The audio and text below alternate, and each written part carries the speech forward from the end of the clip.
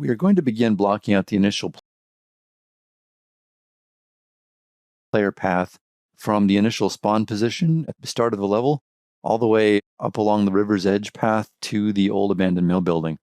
We'll be using primitive shape meshes for this, the ones that we installed as part of the starter content in our new project. And we'll be using the primitive shape meshes mainly to establish initial rough bounds in the direction of the player path. We don't want too much detail here at this stage. We also want to establish basic spatial distance relationships at the micro level, the level at which the player actually has space to move around in, and up to more macro level distance relationships, including the directions and the vectors between different landmarks in the level. We want to establish that with simple shape meshes here at this stage as well. We also want to be applying color dev materials at this stage for added clarity of purpose. Mainly, I find this really useful to use varying grayscale values, still keeping it simple, but I find the differences in contrast, the differences in values, they help to achieve a certain level of visibility of things that you want to be noticed at the right moments in gameplay. Also, we'll be using them for more simple things like environmental issues as well, like in this case, the water in the river. We want to make that really clear that that's what our intention is here. Okay, we're going to make a new map, and we're going to create and save this map in the developer folder. So if you go to your content browser and you go down to the view options down here, you want to click Show Developers Content. You'll see the special developer folder show up there. I add a color to this to make it really visible for my own use. But this is a good way to keep your blockouts out of the main production stream on your game. So we're going to create a new map in here. We'll just call it Dev Maps. And we'll open this up. And then I'm going to save out. This is our blockout gym. I'm going to save this under a new name. This will be our blockout map. I'm just going to call it blockout mill_LD and save it there in the Dev Maps folder. And I tend to keep all my initial blockouts in the developer folders in Unreal. It just helps for production reasons, not confusing things really. So here we're just going to go and delete all the stuff we don't need out of the blockout gym, our previously used geometry brushes, etc. We're going to grab some of these volumes here, which we may or may not be using later on, the late mass importance volume, the post-process volume. We're just going to make them really big here. I'm setting them to around 20,000 units, just so they sort of encompass the whole map. Later, we might find we want to tweak this stuff later. You can see here, by default, the post-process was set here to not really use the bounds of the volume. But again, we may or may not find that useful a little later on. Okay, so we have our map. And I'm just going to start here pretty simply. This is a scaled up shape cube. You can see it's scaled to 8 by 8 by 1. I'm using the world grid material on here, so you can see the grids, it overlaps, it doesn't Z-fight on each of these shapes here. So I'm just sort of sculpting out the path, the playable space. Like that's all I'm doing, just creating a series of walkable spaces here. And since I want this path to sort of round a curve for reasons of occlusion and revealing, I'm just sort of using some very simple cylinder meshes here, which would later be turned into sort of more recognizable landscapes. So this is useful too. I'm going to drag a camera actor into the world. And once that's dragged into the world, you can see this little window pop up that shows the view from that camera. This is a really useful tactic to sort of plan your image compositions from a very specific point in the world. So maybe when the player rounds the bend here on the river's edge, we want to pay attention to what they see, like what exactly does it see at this key moment. So I find adding camera actors to the world like this that are approximating those moments is helpful. Once that's done, once we have a place where we like it, we can click the little pin icon right here, and it will make that little viewport through the camera lens always be there. So once that's in place, what's nice is I can keep on building my world here. Like now I'm setting up the bridge that we talked about earlier, the bridge that runs from the mill across the river. And I want the player to see this from a distance. So what that means is I can choose the bridge width, I can place it in the distance, and I know how it's going to look for the player. I want them to see their ultimate goal earlier on here in the level. And to make it more visible, I'm creating a material instance. I'm going to make this white. This is as much as we did in one of the earlier lessons. I'm just going to make it white and set it up and make this bridge white because I think that will make it kind of pop against the blue of the water that I'm going to place in the river area later. So this is, like I said, the bridge here is our path. at the very end of the level. This is foreshadowing of that. So I'm trying to just at this point, like I said before, trying to compose my image, trying to show the opposite side of the river banks on the opposite side, which will have a building on it ultimately. We won't get too much into it in these videos, but we are going to place a block out of what will represent the player's ultimate goal, probably like the old grandiose building that was lived in by the owner of the mill or something like that. Whatever it is, we don't know yet. We just know that we want it to be visible from the start of the level. So I feel like these things are good to do with primitive shape meshes. Again, just to establish that kind of macro spatial relationship between landmarks. Since this is the ultimate goal of the level, this is an important landmark. So here I'm just kind of messing around with some shapes that are striking. There isn't really a concept for what this is. I'm thinking it would probably be a turn of the century style modest mansion or something like that. So I don't really know. I'm just kind of trying to find some interesting silhouettes that might work here. And eventually I settled on something that's really not that complicated. I think I started to get a little complicated with it at first, but ultimately I like this idea of just this sort of round tower on the edge of the building, and I think I'll just stick with that, really. The other shapes aren't that necessary. But again, to make it pop out of the environment, to make it appear as a strong silhouette, I'm creating another material instance here, making it dark gray, because this will be ultimately against probably some gray mountain backdrops in my block out. I think the black will pop out more. I don't want it to be white. White is already working for the bridge across the river. So I feel like the contrast by this black material instance will work, or dark gray material instance will work best at this stage. So once that's done, I can get back down to the more micro scale here. And again, just piecing out the player path. Like I said, I wanted to curve around the river. One of the reasons that I'm curving it around the river is I'm creating this kind of rhythm of reveal. Like as the player rounds that initial curve, they see what we see right now through the camera actor. And then when they come up here, the river path starts having a bit of an incline with it at this stage. I want that to have a new reveal, which is the mill building, which is on the player's side of the river.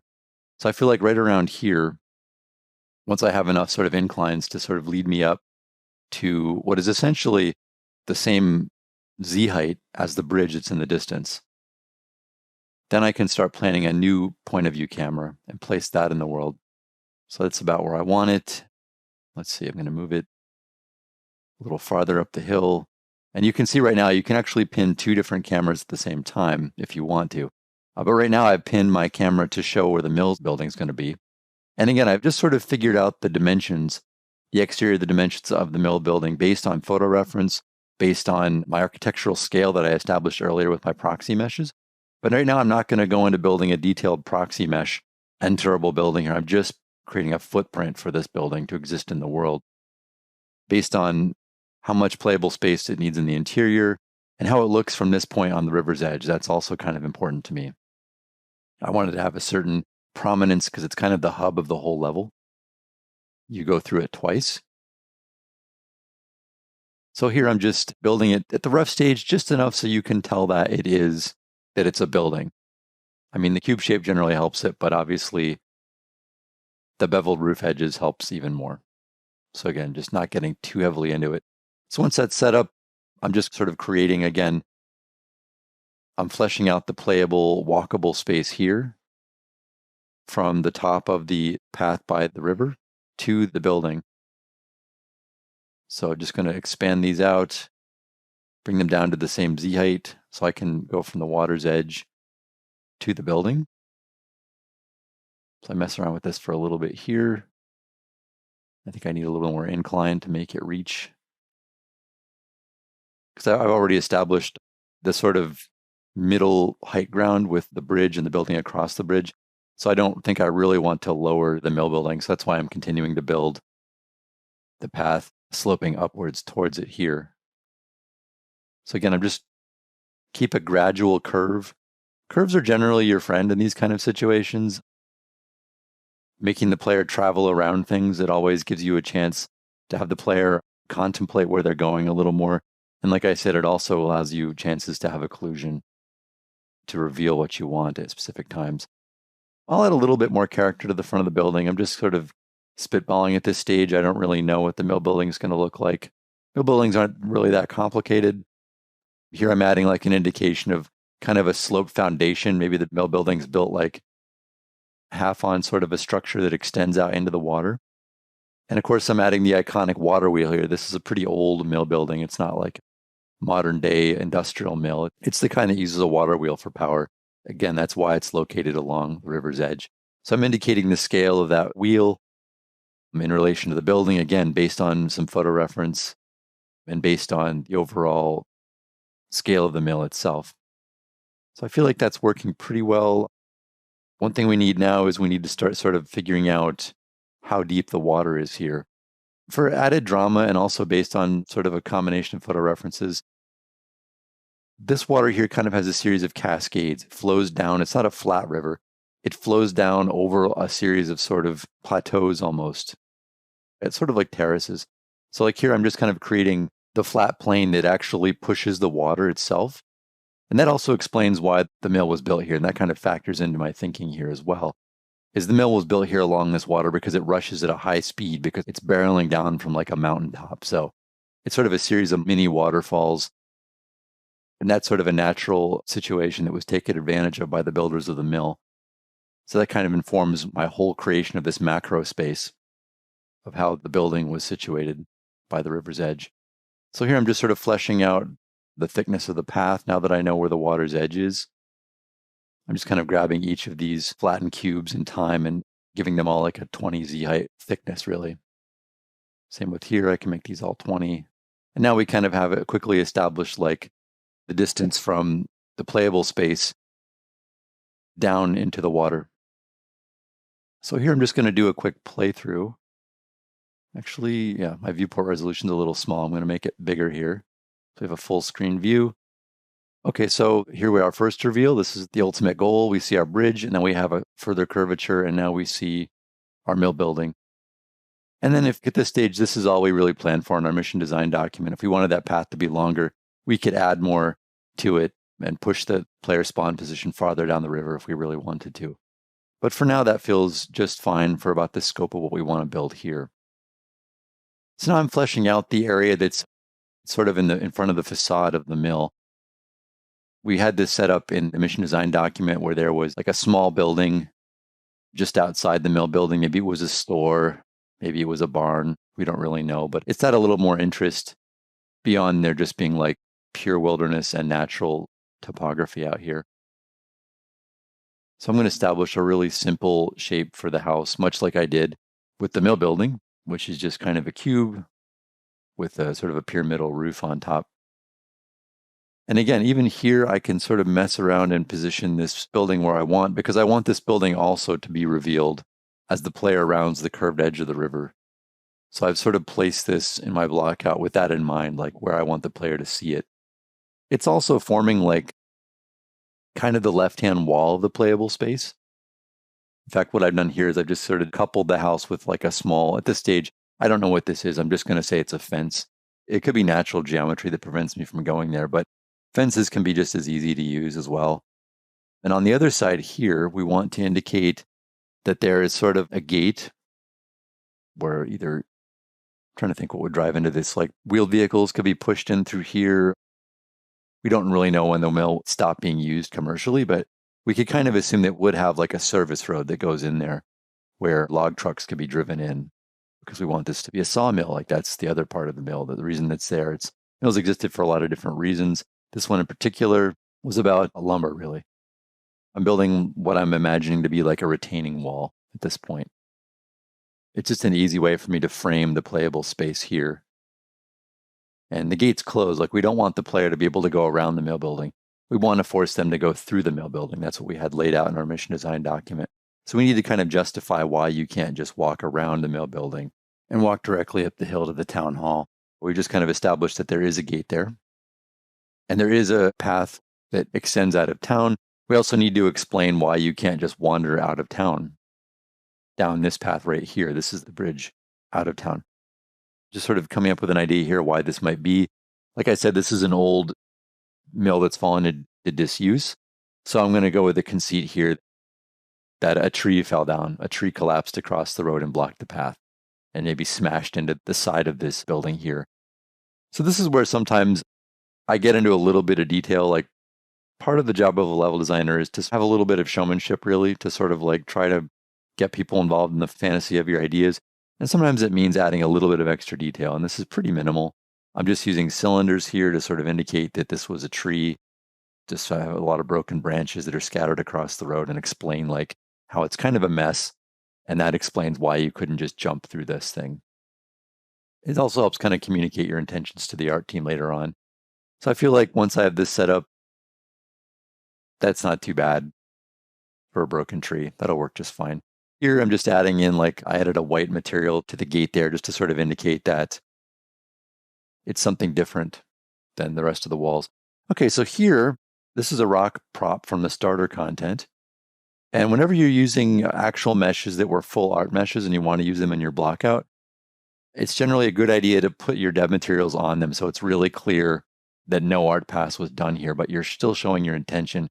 It's a little easier for me to show my intention that this is a natural landscape-related formation of positive space that I'm building, and I want to make that clear. I don't want to build it with cubes. I don't want people to get confused and think that this was maybe a building. I want to make it clear, even at the gray stage here, that this is landscape, that this is sort of the foothills of the mountains. Because the idea behind this whole mission, really, the whole setting for this level and this mission here, is that the mill here is built in kind of a narrow valley. It's nestled into this narrow valley.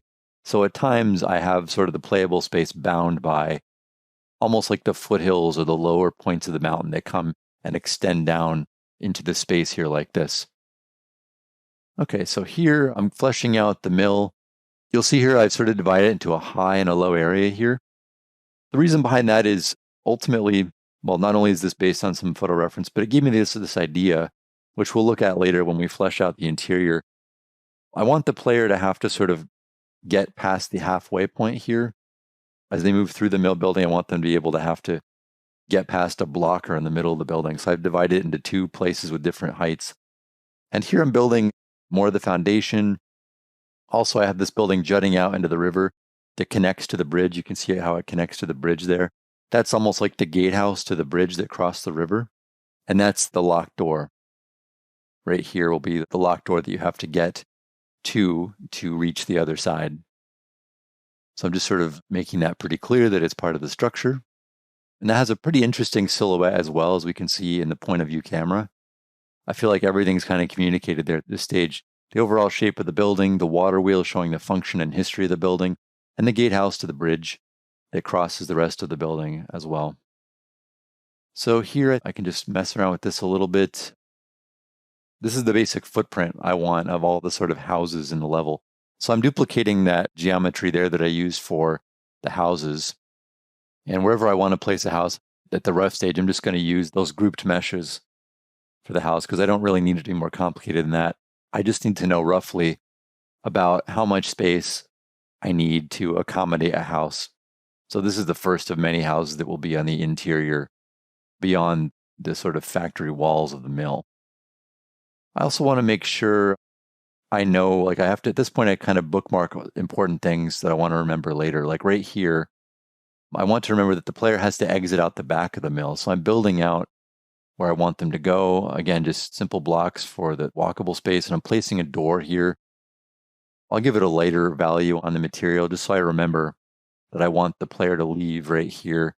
And I'll place a camera in anticipation of what the player's view is going to be as they head out the back of the mill and they head up the road to the town hall that we'll be building later on in the blockout. Lastly, I'll just grab the player start position here and I'll place it back by the POV camera. So when we play test the next section of our blockout, including the road leading up to the town hall, we'll have the player start position where we can make use of it.